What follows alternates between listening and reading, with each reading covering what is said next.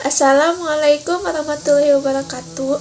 Saya Saira Khairunisa dari kelas H2 Manajemen dengan NPM 112111082. Di sini saya akan menjelaskan materi tentang Ma'rifatul Insan, yang dimana tugas ini untuk memenuhi evaluasi tengah semester dari mata kuliah Pendidikan Agama 4. Manusia itu makhluk yang paling sempurna di antara makhluk lainnya.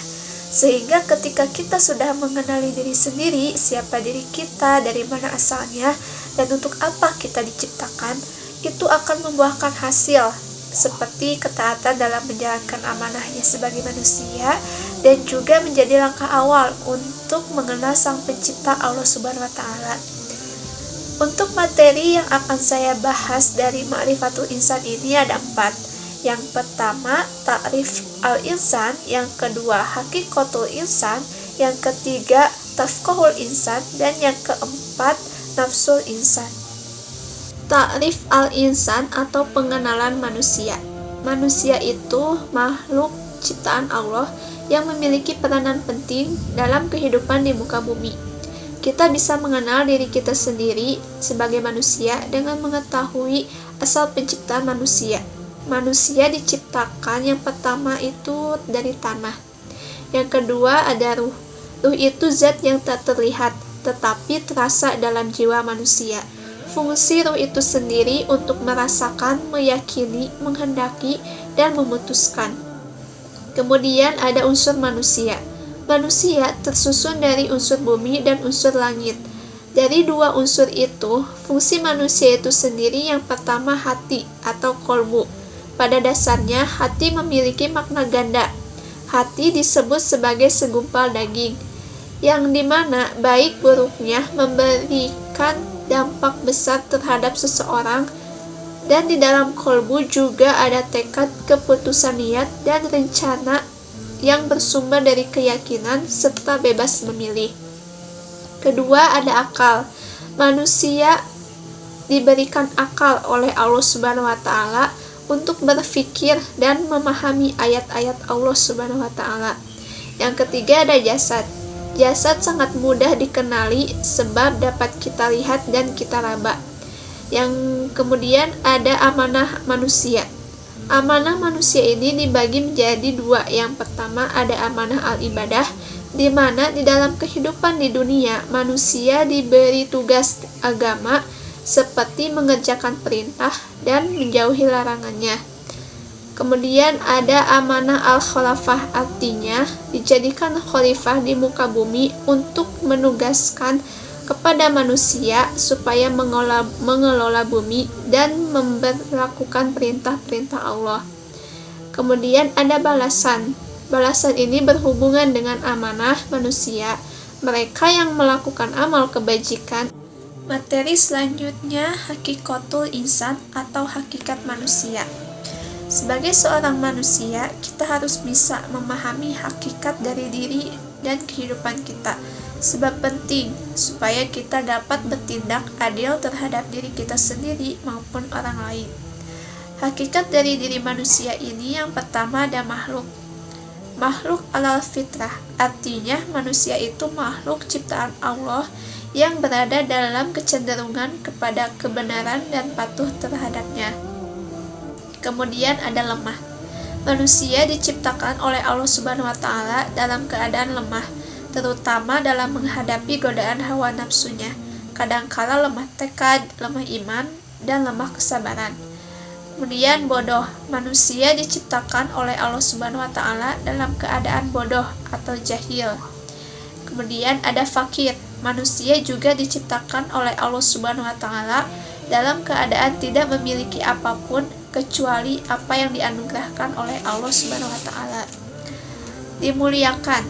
Nah, manusia itu dimuliakan oleh Allah Subhanahu wa Ta'ala yang pertama dengan ditiupkan ruh. Yang kedua, memiliki keistimewaan dibandingkan dengan makhluk lainnya. Yang ketiga itu ditundukkannya alam padanya. Artinya Allah Subhanahu wa Ta'ala menciptakan bumi dan ditundukkannya untuk manusia.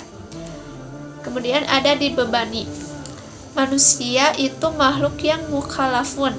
yang artinya itu dibebani tanggung jawab, seperti ibadah, melaksanakan perintahnya, perbuatan atau perkataan. Kemudian khilafah itu untuk menegakkan hak dan keadilan di bumi. Kemudian ada bebas memilih, artinya manusia itu makhluk mukhayyarun yang diberi pilihan oleh Allah Subhanahu wa taala apakah akan memilih al-iman atau al-kufru. Kemudian yang terakhir ada balasan. Setiap perbuatan pasti akan mendapat. Materi selanjutnya tafqahul insan atau potensi manusia. Nah, menurut pandangan Islam, potensi manusia itu suatu anugerah yang Allah berikan karena Allah menciptakan manusia dalam bentuk yang sangat sempurna dengan kemampuan. Maka Allah membekali manusia dengan potensi yang ada pada diri manusia. Yang pertama itu ada potensi pendengaran, di mana kemampuan ini untuk mengenali suara, mendengarkan ajaran-ajaran agama Allah yang disampaikan oleh Rasul-Rasul Allah. Kemudian ada potensi penglihatan, yang dimana kemampuan ini untuk mengenali cahaya. Artinya Allah Subhanahu wa taala memberikan penglihatan sebagai anugerah dengan dapat melihat, memandang, dan memperhatikan kejadian alam semesta ini. Yang ketiga ada potensi hati. Hati bisa jadi untuk menentukan akhlak seseorang, bahwa baik atau buruk akhlak seseorang itu tergantung kepada hatinya. Kemudian ada al-mas'uliyah. Al-mas'uliyah itu tanggung jawab, artinya kesadaran diri dari manusia terhadap tingkah laku dan perbuatan yang disengaja ataupun tidak. Ada dua pilihan terkait tanggung jawab. Yang pertama ada al-amanah, di mana sikap amanah ini sesuatu yang dipercayakan untuk dijaga, dilindungi, dan dilaksanakan. Kemudian ada al-khianat. Nah, bagi mereka yang memilih sikap khianat, Allah akan mengazab dan menghinakannya. Na'udzubillahi min dzalik. Materi yang terakhir ada nafsul insan atau jiwa manusia. Jiwa merupakan bagian yang bukan jasmaniah dari seseorang. Nah, biasanya jiwa dipercaya mencakup pikiran dan kepribadian serta sinonim dengan roh, akal. Kata jiwa dalam Al-Quran memiliki beberapa arti. Yang pertama, jiwa atau sesuatu yang memiliki ekstensi dan hakikat. Itu terdiri dari tubuh dan ruh. Kemudian yang kedua ada nyawa yang menyebabkan adanya kehidupan. Nah, artinya apabila nyawa hilang, kematian akan dialami. Kemudian yang ketiga ada suatu sifat pada manusia yang memiliki kecenderungan kepada kebaikan dan kejahatan. Yang terakhir ada sifat pada diri manusia yang berupa perasaan dan indera yang ditinggalkan ketika tertidur.